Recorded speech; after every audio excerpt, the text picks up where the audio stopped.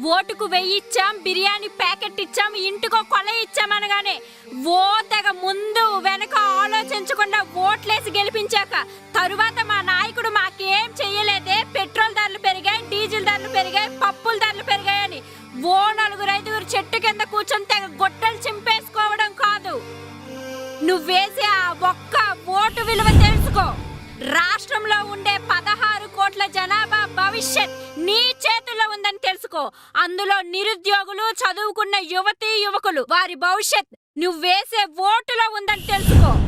వాడు మన కులం వాడు, వాడు మన మతం వాడు, వాడు మనకి డబ్బిచ్చాడు, మనం వాడికే ఓటేయాలన్న మీ 75 సంవత్సరాల రాజకీయ సిద్ధాంతాన్ని పక్కన పెట్టండి. ఈ ఒక్క ఓటు విషయంలో మీ పిల్లల మాట వినండి. మన రాష్ట్రానికి ఒక మంచి నాయకుడు